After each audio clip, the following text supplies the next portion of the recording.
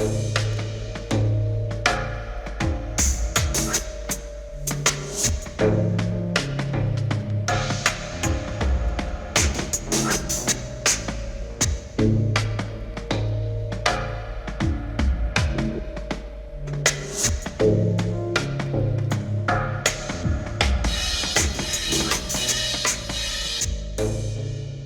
there, welcome to That Dang Dad. My name is Phil, and tonight we're talking consent.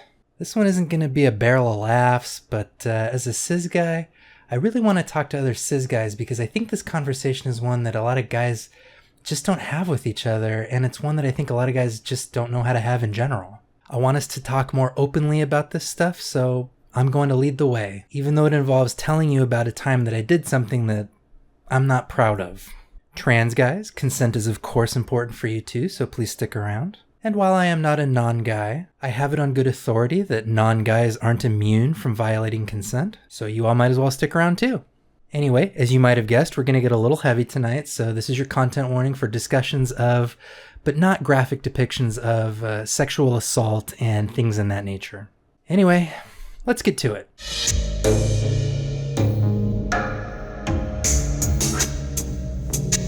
To start, I want to tell you about a true story from my past.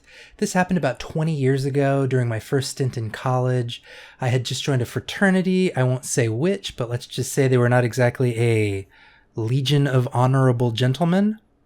And we were having a big banquet at a local hotel. Many of us got rooms for the night. We invited the local sororities to party with us, and we basically raised drunken hell all night long. It's a minor miracle no one fell off the balconies to their doom because we were going apeshit up there. Anyway, it was late in the evening and I was just stupid drunk. Just monstrously drunk. And I was hanging out with a sorority girl who had been very chummy with me all night. And she was pretty drunk too. At some point I invited her up to one of the rooms and she said, "Okay, but I don't want to have sex." And I was like, "Oh yeah, totally fine." And even in my hazy memory, I believe I did mean that sincerely. Anyway, we ended up in one of the rooms and we start making out, and making out turns into other stuff, and somewhere in there, neither of us had our clothes on anymore. And to me, at that point, it seemed like we were moving towards sex. And so as I started to kind of move into position on top of her, she said kind of reproachfully, "What are you doing?" And I think I said something airheaded like, I don't know."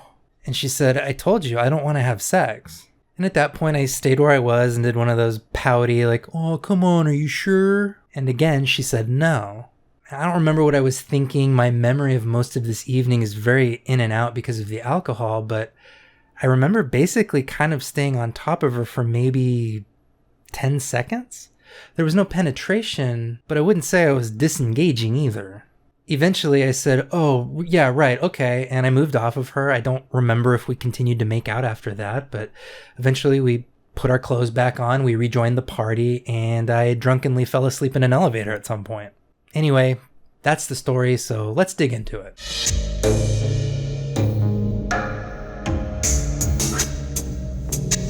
Now, upon hearing that, you might be thinking a few things. One of them might be a sense of relief that I did not just confess to a rape.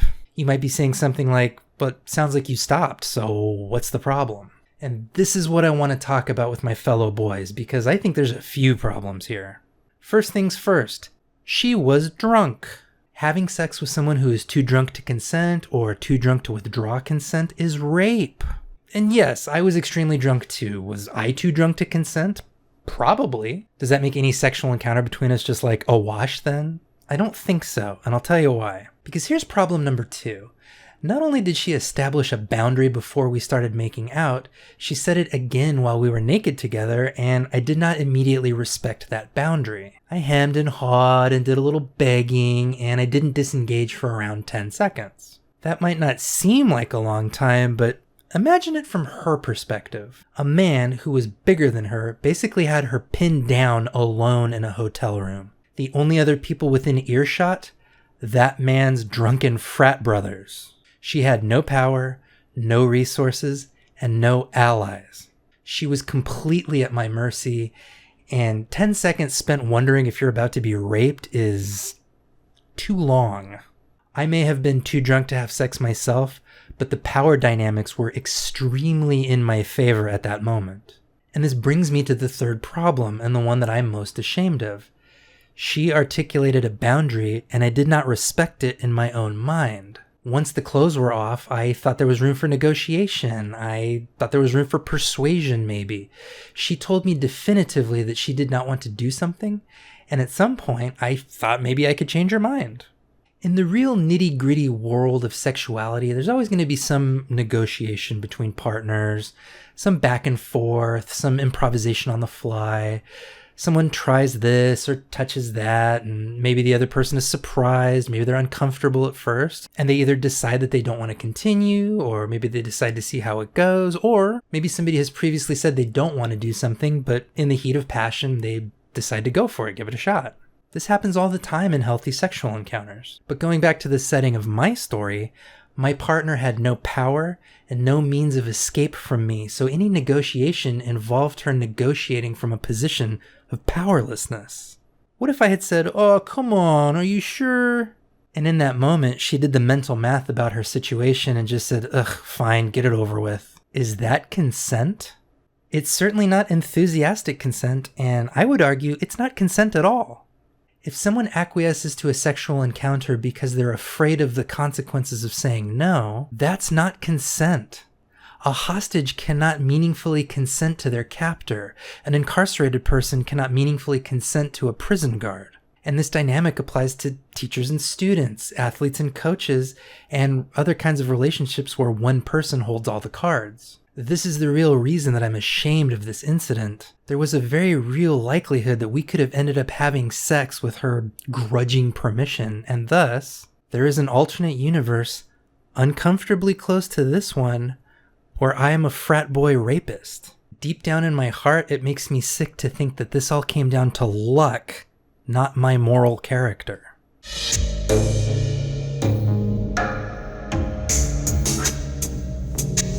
The reason that I'm talking about all this is because I think a lot of men have found themselves in similar circumstances over the years.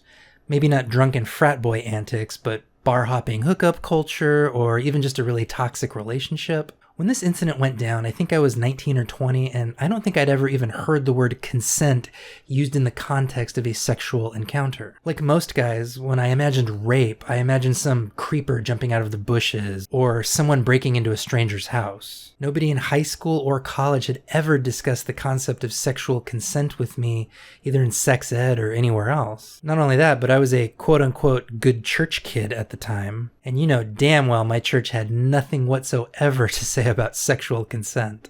The men I admired most in my life had never sat me down to talk about anything like this. So, like a lot of guys, I was just figuring it out on my own using pop culture and pornography.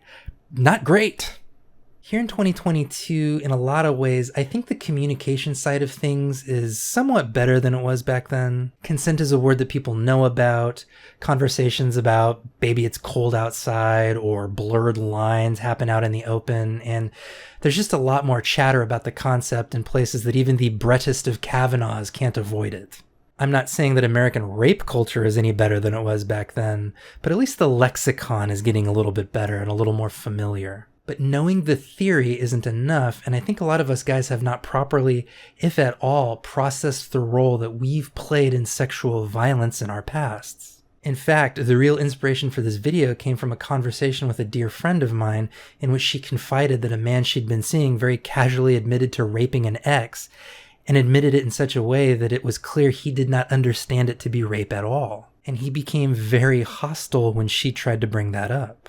And I think this comes down to how painful it is for us guys, us heroes of our own stories, to think of ourselves as creeps, as predators, as violent, as rapists. Our self-image cannot allow us to feel like anything close to a Harvey Weinstein or a Jeffrey Epstein or a Jimmy Savile. But those cases are the spectacular exception. Way more sexual violence comes from quote-unquote normal dudes.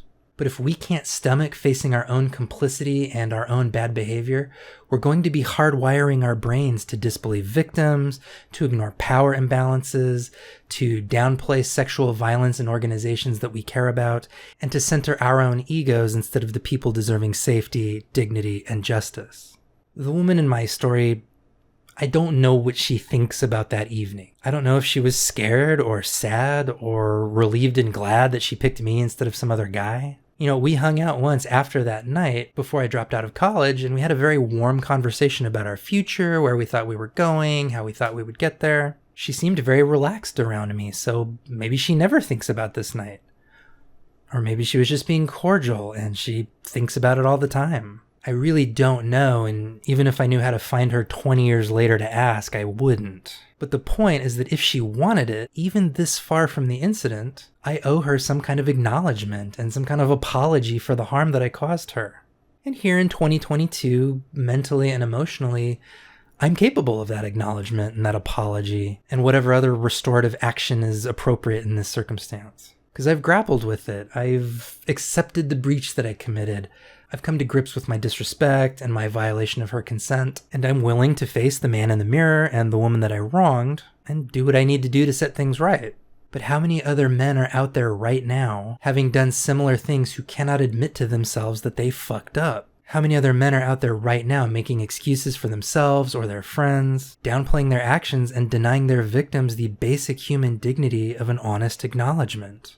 If you followed this channel for any length of time, you know I'm a prison abolitionist. Part of that is a structural critique about systems and class, but another part of it is a choice on my part not to reduce a human being down to their worst actions. I believe that people can do monstrous things without becoming monsters who no longer deserve humanity or compassion. My view of abolitionism relies on creating a space where people who have done harm can see it, understand it, admit it, make reparations for it, and learn how not to do it again.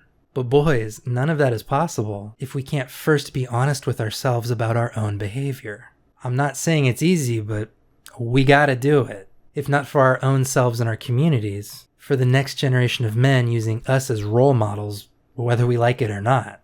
And to conclude this section, I have to address the obvious question. Fellas, if we look back on a past sexual encounter and realize it was non-consensual in some capacity, what now? And I don't know. Every situation is frustratingly unique. Your partner might want to talk it out and hear an apology and articulate the harm that you caused. Others might want to never hear from you again, and some people might not have even perceived the encounter as harmful in the first place. Sometimes the relationship might be repairable. Sometimes it definitely is not. And in some cases, your behavior might be a criminal offense. In other cases, it might not.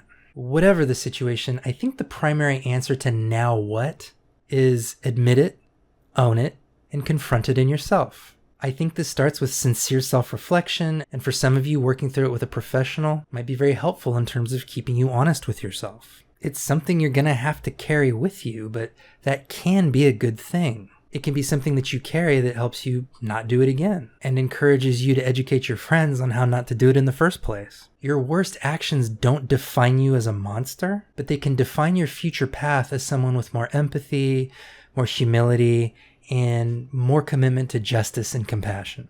And yes, when we harm people, we should be accountable to them and seek to repair the harms that we caused on their terms. That may mean initiating a very painful conversation. That might mean leaving an organization or a group and ceding that space to the person you hurt so that they don't have to be around you. It might mean submitting to mediation from the community. And if the person you hurt never wants to speak to you again, it will mean that you just have to accept that and not force any further conversation. Closure does not have to be interactive. I can't tell you what you should do other than to say you should be committed to doing right by the person you hurt whenever you find out what doing right by them means.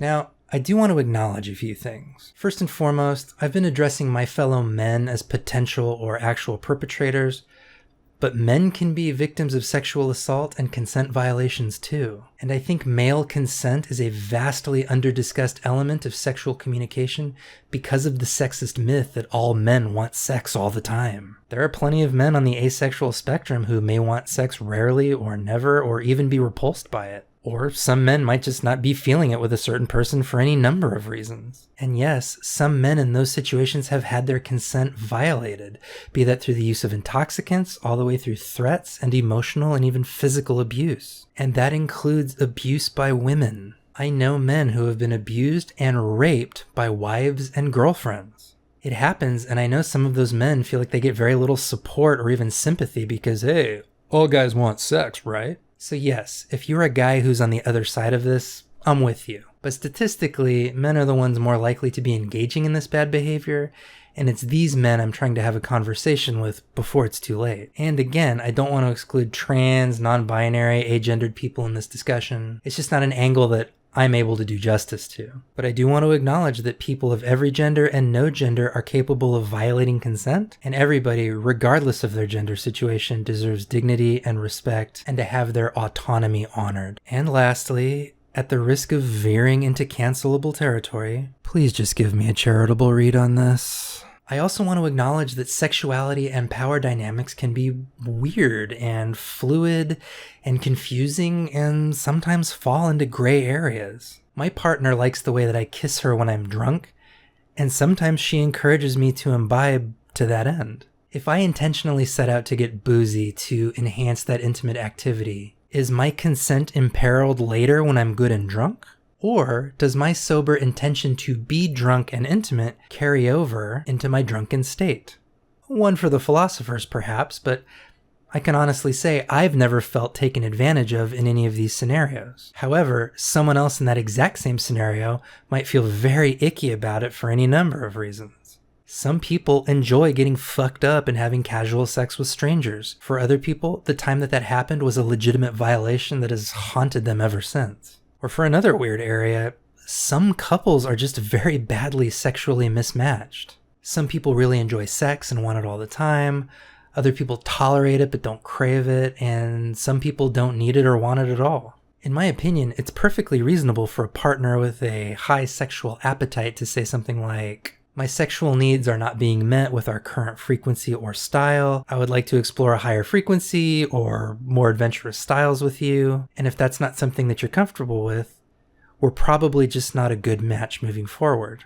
However, many of us have known people who were coerced into sex that they didn't want to have because their partner threatened to leave them if they didn't put out. At what point on the sexual communication spectrum does advocating for your unmet needs become coercion? At what point does a less sexual partner trying to please their mate move from an acceptable compromise to fearful appeasement? These aren't easy questions, and there's no sexual Geiger counter that you can buy that starts clickety-clacking when consent levels drop too low. These are issues and negotiations that have to happen openly and with dignity and respect and a desire for all parties to thrive. And that's the final reason why I wanted to talk about all of this. If the only way that we know how to talk about consent is by dividing the world into victims, normies, and monsters, I think it's going to be very hard to have open dialogue between sexual partners, prospective dates, or even exes about consent, how various sexual encounters made everyone feel, and how to do better moving forward. This is not to minimize any particular instance of sexual assault or sexual coercion. And this is not meant to make anybody question their right to feel any certain way about a sexual encounter. I am also not trying to tone police the way that anybody wants to talk about any particular sexual encounter. All that I'm suggesting is that it seems like we men in particular have a really difficult time engaging with past behaviors that are, let's say, consensually dubious. And I'm trying to find some way to create space for us to grapple with them productively and healthfully with the intent to do better and to help each other do better. I'm not saying it's the responsibility of the people we may have hurt to create or maintain that space. I'm just saying that in between unambiguous, enthusiastic consent and, slipping someone a roofie, there's this really complex landscape of sexuality, the contours of which I want to be a bigger part of the male lexicon, of male socialization, and of male conversation. Boys, when one of our buddies starts bragging about certain behaviors, we need to be able to call it out and say, hey, that's not cool, man. When we're at parties and we see our bros taking advantage of certain situations, we need to be able to intervene. And that's going to be excruciatingly difficult in many friend groups if this topic is one we'd rather put out of our minds because we just don't like to think about our own complicity. Lads, we can be better. we can avoid behaviors that make people feel unsafe and dehumanized. You want that, right?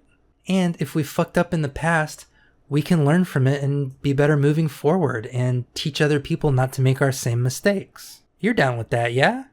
Great. Just know that this is only possible if we have the honesty and the courage to explore and to talk about these things together, no matter how scary it feels.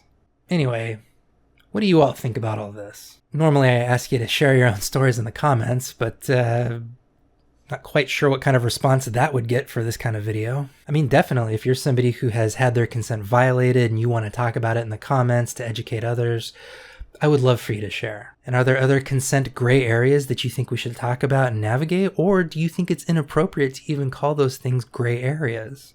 Also, returning to the now what question, if you're someone whose consent was violated, what's your answer to a guy wondering what to do when he realizes that he's hurt someone in the past? Obviously, every experience is different, but if you feel comfortable sharing, it might help some of the fellas confronting their behavior to come up with some kind of game plan. Lastly, I want to say this. I've done my best to approach this topic respectfully and sensitively, but if I said something hurtful or fucked up, please let me know. Truth be told, I was really nervous to talk about this, and I'm still not sure how it's going to go over, so I'm definitely open to feedback. Anyway, if you made it this far, thank you for giving this topic a chance, and thank you for trusting me with your time. I'm going to skip all the usual outro promotional marketing bullshit and just say, I feel really humbled by the size and scope of my audience, and I hope these videos are doing something to help us build a better world together. What's the point of making a bunch of mistakes if I can't use them to help other people live a better life than I did, right? Anyway, thanks again for your time. Hope to see you on the next one. Have a good night.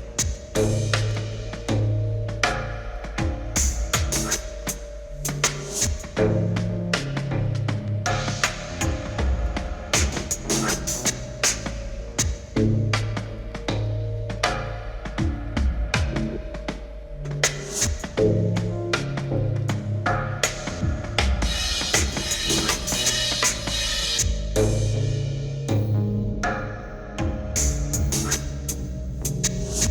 you.